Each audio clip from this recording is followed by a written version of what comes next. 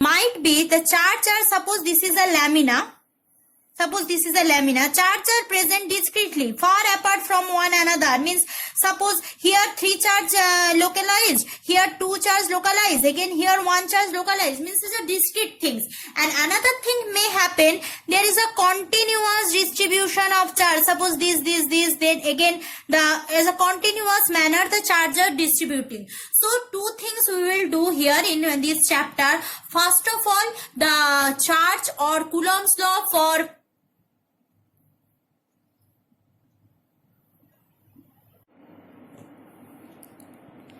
now see, 2 things we will do in the chapter as I am saying. One is discrete charge distribution problem, another is continuous charge distribution problem. Now when I am solving Coulomb's law or I am calculating Coulomb's law, then I need a test charge. Test charge, why? Test charge is that kind of charge, we will take it as a reference. Means suppose this is a discrete charge distribution. So suppose this is 1, 2, 3, 4, 5, 6, 7, 8 charges there. In between these 8 charges, any one charge I will take as the test charge. Suppose 5 I am telling. So what I will do, I will calculate the force attracted by one charge on 5, the force attracted by 2 on 5, attraction or repulsion, the force of attraction or repulsion by 3 on 5, force of attraction or repulsion by 4 on 5, and then the total vectorial addition, or I can tell you the total addition, algebraical addition of these all force give me the total force on 5. Now you can ask me, ma'am, why we are taking 5? We can take it 1 also. I need what is the resultant charge in this lamina. So any one charge I will take, any one of them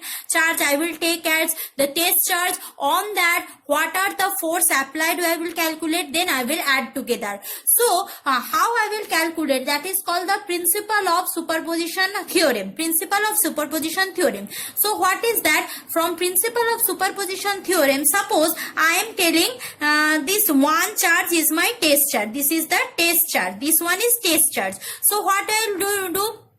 I will calculate the force applied on 1 due to 5, force applied on 1 due to 2, due to 3, due to 4, and so on. So each and every one vector has a position vector with respect to test charge. Here I am calculating origin as my test charge origin. So here I am calculating that number 1 is my test charge. So each and every one has a position vector. This is R1, this is R2, this is R3, this one R4, this is R3, R3, R4, this is R5, and so on. So what I will do, that is, if I want to calculate, suppose F12 means force on 1 with respect to 2. As I already said, it will be Q1, Q2 by R12, R12 unit vector. Okay, this will be square with 1 by 4 pi epsilon 0. So similarly, F13, what will be? F13 will be equal to 1 by 4 pi epsilon 0. Q1 will be there because test charge is my 1. Q3 R13 whole square R13 unit vector. So if I do like that up to number 8, F18 will be 1 by 4 pi epsilon 0 Q1 Q8 by R18 whole square R18 cap. So what is the total charge of the lamina? Total charge of the lamina is the effect of all the charge on this, or effect all the charge on this, or whatever I want to take. So what is the F1? Because I am taking F1 as test charge, so 1 by F1 will be equal to, that is summation of F12 plus F13 plus up to F18. So if there is n number of charge, so it will be what? F12, F13 up to Fn. I think no confusion. F1n means n number of charge if I taking, I can tell you that F1n. So total charge F1 will be equal to 1 by 4 pi epsilon 0. No change, 1 by 4 pi epsilon 0. Summation of, why I am telling, generalizing this, summation of j equal to 1 to n. Why j? Because I am giving at its qi, qj, just like mathematics, qi, qj by r of ij whole square, r ij unit vector. Now how I will solve? I can easily solve. I will write this if. Acha, j equal to 1 and obviously I not equal to j means test charge can't calculate on its words, means q1 into q1 is not possible, q1 into q2, q1 into q3. So if I start my calculation from 1, so what I can write? F1 equal to j equal to obviously 1. So j equal to 1 up to n, it will be 1 by 4 pi epsilon 0 q, j equal to 1. So q1, q2 by r, 2 1 r, 2 1 cap plus summation sign given. If summation sign is not there, so 1 by 4 pi epsilon 0. Next sequence will become for 3. So q1, q3 by r, 3 1 R3 1 vector. Clear? This is the principle of superposition. When I will do numerical problem of that, it will be easier to understood. For that, this timing, just remember ki if there is a discrete charge distribution, so any one charge I will take, on that one charge I will calculate the force of what is the force applied, then I will do the algebraic sum. Now continuous charge distribution. Continuous charge distribution means there are the charge are present in the lamina or present in the rod, present in the surface in a continuous meter, means after a distance there is a charge, after a distance there is a charge, means there is a continuous form. This continuous charge distribution, three types. One is linear charge distribution. In note it is already stated. I am just showing you diagrammatically. Suppose this is a linear charge distribution, means plus plus plus, like this the charges are distributed continuously, very close to one another, very close to one another. Suppose there is a surface, so this is a surface. Here the charge are present continuously, one after another, charge are present continuously, one after another. And suppose I am having a cube, it may be sphere, may be cylindrical object, suppose it's a cube. So here also charge are present continuously. So this is also another type of continuous charge distribution. So how I can calculate the force or Coulomb's force of attraction or repulsion in this kind of charge distribution? First I am asking for linear charge distribution. Now remember, whenever I am doing linear charge distribution or surface charge distribution or volume charge distribution, I need number of charge per unit length, number of charge per unit surface, or number of charge per unit volume. Because what I will do, I will take a small elemental things.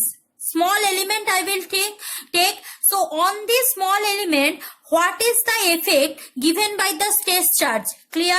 So on this small element, how react on test charge I will calculate. Then what I will do, I will simply do the integration. Means small things I will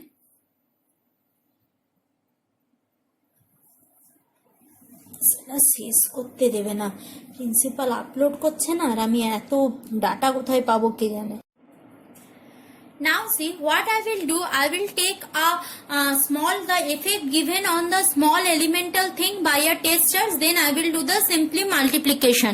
So suppose I am when I am calculating linear charge distribution, in case of linear charge distribution we need linear charge density. What is linear charge density?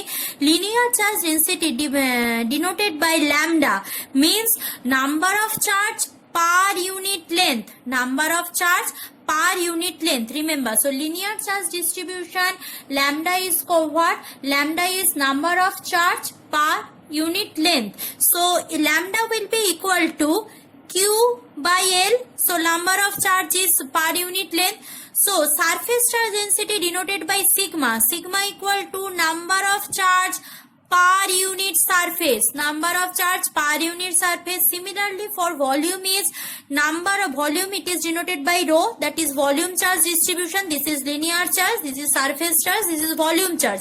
Volume charge distribution is number of charge per unit volume. Clear?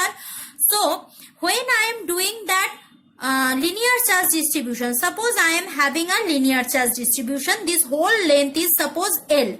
So this is linear charge, positive charge are present over there. Suppose I am telling, it may be positive, it may be negative, no problem. So here I am having a test charge. Suppose test charge is Q0. So I am taking what? One element, small length, whole length is L, small length is what? DL. So this is the distance between Q0 and DL, suppose R. So what is the force of attraction or repulsion?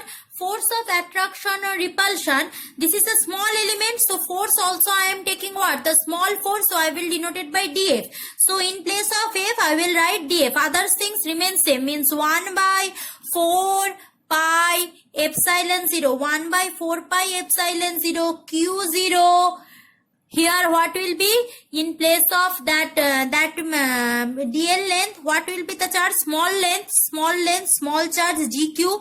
So I can write it Q in Q0 into DQ by R square. Q0 into Q2 in place of Q2 I am putting DQ R square into R cap, no problem.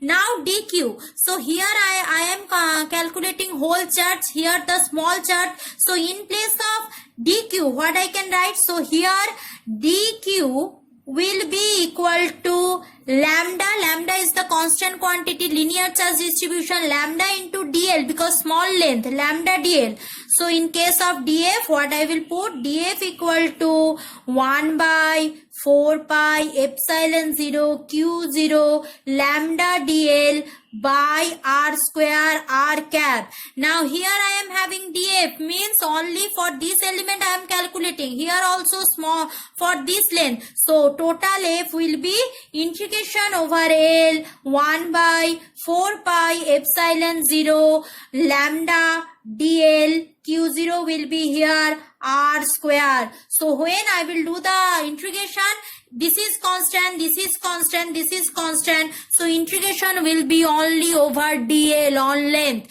Clear? Because R is also constant. So similarly, note you can see for what I had done. This is for linear charge distribution. For surface charge, what will be? Surface charge, the same thing. It will be integration of L Q0 by 4 pi epsilon 0. Here DQ will be what? DQ will be sigma of ds. DQ sigma ds. So sigma ds by R square R cap. So same for volume. Volume it will be, you tell, it will be volume, integration over volume. So Q by 4 pi epsilon 0. Here it will be what? Rho dV. DQ rho dV. So rho dV by R square R cap. See, next class we will go. If you are having any problem, ask me on the comment box. Go through the notes, the PDF included with this video, and obviously next class I will start few mathematical problem, numerical problem, depending on that. Thank you, class.